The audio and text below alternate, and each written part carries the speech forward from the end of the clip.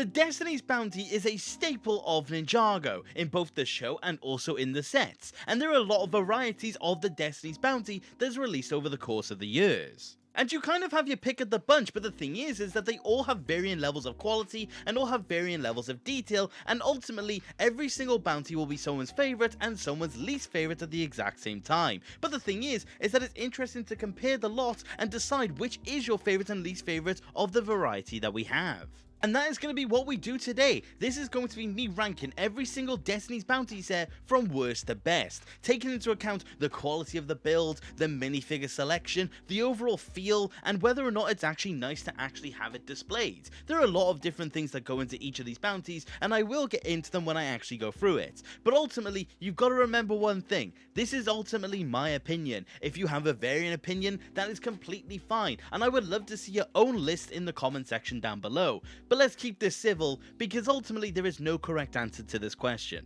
And I do think I should also mention one thing. I'm not including the 4+ bounties, because that's just an easy last place. But let me not waste any more of your time apart from that, and let's actually look at every single Destiny's Bounty from worst to best. Coming in at last place, or 8th place, it's actually going to be a more recent bounty of the bunch, and it's actually going to be the Destiny's Bounty Race Against Time from Dragon's Rising Season 1. This bounty, quite simply, does everything in my opinion in the wrong way. Of course, conceptually speaking, it's a Destiny's Bounty by all accounts, but it's missing the staples in my opinion, and it's just a very weird looking build. For one, there is no dragon's head at the very front of the build, so it's immediately minus points for that, to be perfectly honest with you. But if you look at the actual spine of the build, it is just very weak looking. Of course, the middle section narrows in to look very thin, and that is in line with the show itself, but I also don't like how they do it in the show as well. The thing is that it just looks very unstable, it looks like it's ready to be destroyed, and of course, haha, Destiny's Bounty, but the thing is that it does just look very weak. In terms of its interior, I know there are interior options for it, but again, it just looks very small, very compact, and really doesn't accomplish what I want from a Destiny's Bounty. Of course, it's not completely bad, it is a clean looking ship, it's just personally not really for me. I could see why this would be someone's favourite, but in my opinion, it just is very weak in every single regard. As for its side build, it does come with a dragon. I believe the dragon's name is Sora, but please don't quote me on that. But again, I'm just not really impressed by this dragon. The thing is that it's much bigger within the show, and it just got relegated to a side build in this instance. Honestly, it feels like a bit of a wasted opportunity. It would have been much better if that dragon was in a separate set, could have been bigger, and the sets could have come together and connected in some way. It wouldn't be a first for Ninjago, and it would have been looked very cool to see at the same time. And not to mention as well, the minifigures are just simply very weak. For a set that is this big, there are no exclusive minifigures, and all of these minifigures can be found in sets that are not even £20. All of these are extremely common, extremely cheap to get, so there's no incentive for the minifigure collectors like myself. So on an overall, it just does do everything wrong when it does come to this set. I really do think it's weak in a lot of ways, and it definitely never justified the price point that it did have.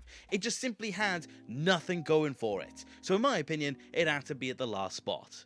Coming in at the number 7 spot, and I really didn't want to put it this low, but I didn't really feel like I had a choice otherwise, it is the 2012 bounty. Its original outing, and the thing is that simply put, it just got so much better the further along we got.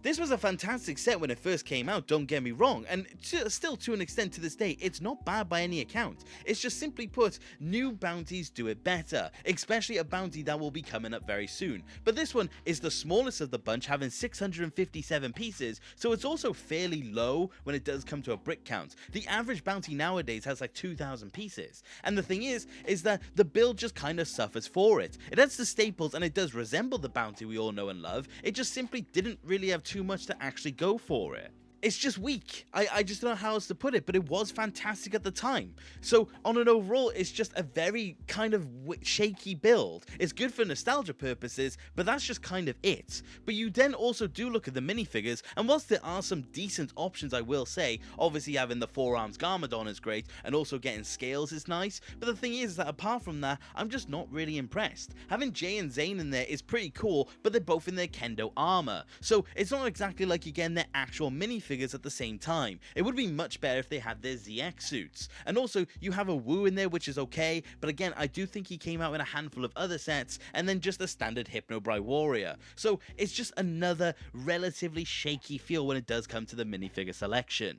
So like I said, whilst it is a massive shame that I'm putting it this low, it's just simply put, every other set just improved on it. Of course, they did this as their first outing, and it's a very good first outing at that.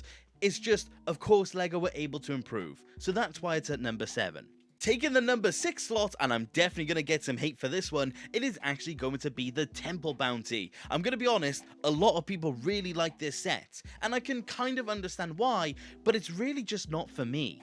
Conceptually speaking, I do really like this bounty, and I actually really like the look of the Temple Bounty within the show. But the thing is that, of course, where they've had to shrink it down for it to be able to be in a set, it really does look very cramped. It's a very deep looking bounty, but it feels like there's just not a lot of space for someone to actually get their hands into it. Of course, there's ultimately pieces that you can remove to make that easier, but with the better bounties, you wouldn't have to do that. The thing is as well, so there's just other decisions that I just don't really care for. The wings at the very back, where the boosters are just a bit too small. I don't really like the placement of the dragon head either. It just feels like there's a lot of design details that I just personally don't really like.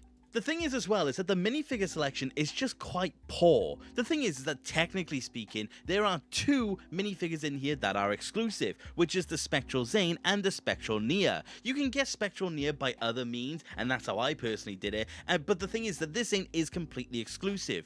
But is it a £200 set worth of exclusive? I don't really know. Apart from that, it's relatively common figures. Cole, which is now in a magazine, you've got Jay, which is just the standard rogue outfit, you've got Zark, which has other options, and you have Wildfire, which isn't even a complete minifigure. That is honestly criminal, the fact that they never even gave her a shoulder armor. So between just the weird build decisions that I just don't personally care for and the very weak minifigure selection, I just couldn't justify it putting any higher than that. The thing is that it just does so much weird things to me that I just really can't justify it. And the thing is that I know there's going to be a lot of people who disagree, because to a lot of people the Temple Bounty is probably one of their favorites. But just to me, I just think it's a weak bounty and it's not personally for me. But that's perfectly fine. The thing is that if I just don't like something, that doesn't mean it's a bad set. You can still like the set, that's the point. It's just not for me, like I said. But that is why it's at number 6. Number 5 for me is honestly a very difficult one to talk about, because it's actually the Hydro Bounty. But the thing is that I really like this set conceptually, but not for the fact that it's a bounty. Build-wise, it is honestly fantastic in a lot of different ways, but I just would never look at this set and go, well, that's a bounty. Of course, it's meant to be the variant of being able to be underwater, and I do like it for that purpose. It's just, again, not striking me as a bounty. It's honestly really difficult to compare this to a lot of other sets, because I just don't really think it falls into what I expect from a Destiny's Bounty set. But I will say, apart from that, there are a lot of really cool things that actually come with it. In terms of the minifigures, you literally get basically everything you need from the Seabound wave to actually complete your minifigure collection. Every single ninja completed, you get Kalmar, you get one of the Murray guards, and you even get the Woobot, so you're basically sorted in that regard. You also have those little pods that Nia and Maya use during the season as well, which is nice, and also Kalmar's little caveat like stroller thing. I don't know how else to really put it, but the thing is that you get basically everything you would need for Seabound in this one set. And honestly, that's where it gets most of its points for me. It's just the fact that you could have comfortably have bought this one set and have basically everything you needed.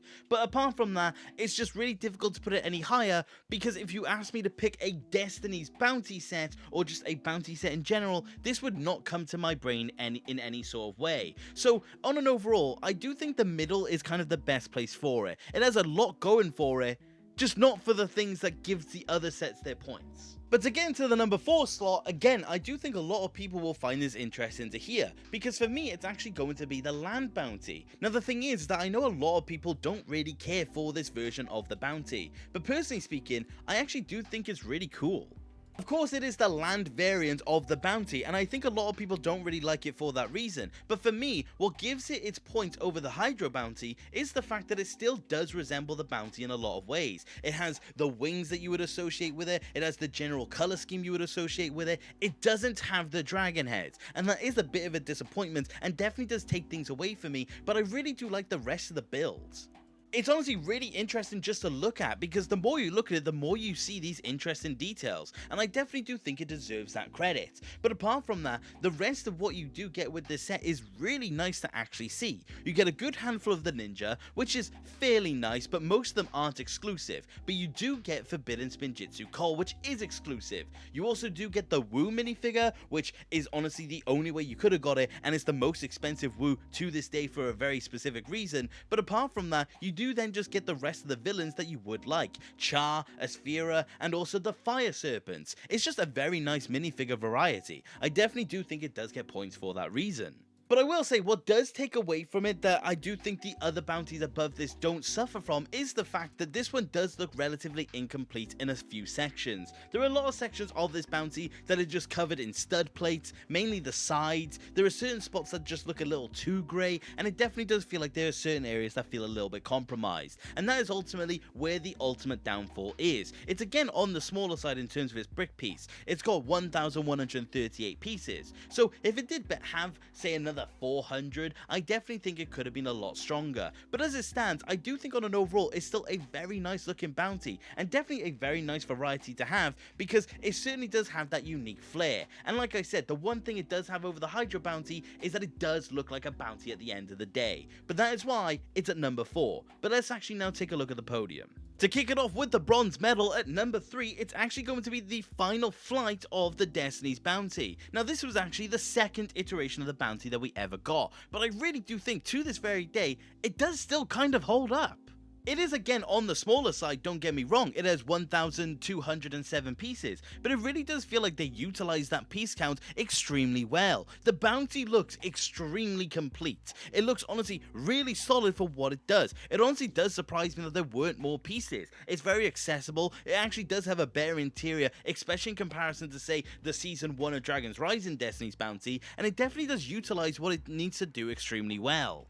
What made it even better is the fact that it even had side builds. It had that little workshop for Nia, which was very nice to actually get, and it even interconnected with the bounty, and it had that ghost dragon as well, which didn't even feel compromised whatsoever. It looks fantastic for what it is. So I'm just very shocked by how well they utilize such a small part count in reality. It looks more complete than the Season 1 of Dragon's Rising Destiny's bounty. And the thing is that it doesn't even end there. The minifigure selection is just straight up very nice. It technically has an exclusive Moro because this is the one that actually came with the cape. But apart from that, even though none of these are exclusive, it was definitely a good way to get a lot of these minifigures. It was the cheapest way at the time to get Nia and Lloyd. You could also then get a Cole and Wu, which was nice, and then you would get all of the Ghost Generals to go along with it, and a standard one at the side. So you had a very, very solid lineup of minifigures here. You were only missing a couple of the ninja, and then you had basically all you needed when it did come to possession.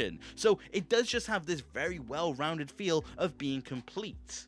It honestly does just feel like this bounty just holds up to this very day. If another bounty was released with this piece count, I would expect something at the quality of this bounty, because if this one did release today, I would be more than happy with the product. And that is why it is going to get the bronze mark and go in 3rd place. It is extremely good, but there are two that are better. And the first one of those two, which is taking the silver medal, is actually going to be the Legacy Destiny's bounty. And this one, in a lot of different ways, should be considered the gold standard for what you should get for Destiny's bounties today. The build looks dense, it's solid, it looks big, and it has everything that you do want when it does come to it. All the proportions are absolutely perfect in a lot of ways. This feels like it was designed for someone to actually play with this Destiny's bounty. You can access the platforms perfectly fine, the interior is easy to access, and I do think in every single way the build was carefully calculated. It has all the staples you would expect, the larger wings, you have the dragon's head, which looks fantastic, may I add, and it does just have every single accessory that you would expect from the set. It really doesn't do anything wrong in my opinion. I honestly do think it is perfectly built for exactly what it is.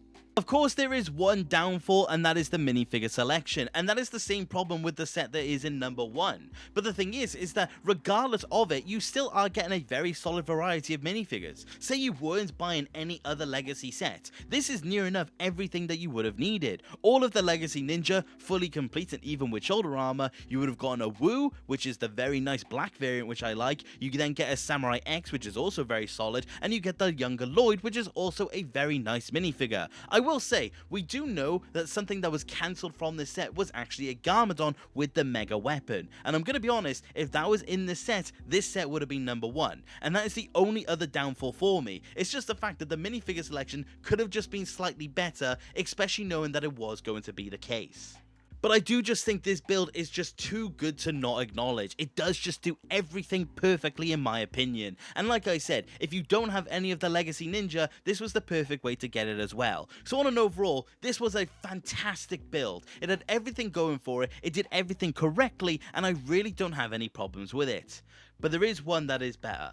And that is the movie bounty. This bounty, in my opinion, is absolutely perfect in every single regard, and it is the reason why, of every single set we have talked about today, it is the only one that I still display in my own collection. This build does absolutely everything perfectly. It has all the details that you would want. There are so many moving parts and so many little details that you can adjust to your own personal liking. You have every single little aspect of a Destiny's bounty that you would expect. You have the dragon head, which, what's better than one? Two amazing looking dragon heads with all that amazing golden detail couldn't be any better. You have the sails, which all come together to form one dragon print, which is amazing looking, and the floorboard itself is accessible, easy enough for anyone to play with this set, and the interior is amazingly accessible as well. You even have 3 separate floors to actually mess with, a top, a middle, and a bottom, and each of them are ripe with Easter eggs. You can find pieces of arrow blades, the Jin blade, you can find references to Wu's love letter to Masako. You can see everything that you would want in this set itself. It is just packed with so many details, and I can't get over it. I have owned this set for 8 years, and still to this very day, I find myself noting new details that I never picked up on before. It is astounding to me that this set did so much and did it so well. As far as I'm aware, it's not even the highest piece count of any of the bounties. It has 2,256. I think there is one bounty that may have more pieces. It's either the Temple bounty or maybe even the Legacy bounty, but I'm not entirely certain. But the thing is that this did just do so much, and honestly, I wouldn't expect anything less from a set of this quality. Like I said when it came to the Legacy bounty, the literal only downside is the fact that it's just got a very weak minifigure selection. It has all of the completed ninja from the movie itself, and it has Master Wu. And I guess if you haven't got any of the movie minifigures, it would be the perfect way to get all of the ninja, but apart from that, it is just relatively weak. But the thing is that I just can't ignore how good this bounty build actually is. I don't think there is anything that can physically top this bounty. You would have to have a bounty with probably 1,000 pieces more, in my opinion, to even compete with it. But on an overall, it just simply doesn't even come close. I do think this one is just leagues above every other bounty in so many different ways. In the 8 years I've had it, I've literally never felt another contender when it does come to it. As much as I love the Legacy bounty, it doesn't hold a candle to the movie bounty. And that's why, in my opinion, it is without a doubt the best of the bounties that we've ever gotten. But that is my list of every bounty from worst to best, and I am curious on what you think of this list. Do you agree or do you disagree? I would love to see your own list in the comments down below. Like I said, please just keep it civil. It's just meant to be a very friendly discussion. But like I said, as it stands, that is how I view every single bounty set. I don't think there's much room for movement when it does come to these rankings, unless something comes in that truly shakes things up. But as it stands, the movie bounty is the best one without a doubt. But that is about it for today, you guys. And I do hope you did enjoy the video, and if you did, please consider subscribing. I love talking about Ninjago with more people, and if you do want to support the channel any further, which you do not have to, you could always become a channel member and join the legends on screen. A particular shout out to Grandmaster Sensei 28208. Thank you very much, you eternal legends. But like I said, that is about it for today, you guys, and let me know if there are any other sets you'd like me to rank. But take care, guys, and I hope you have a lovely rest of your day. Okay,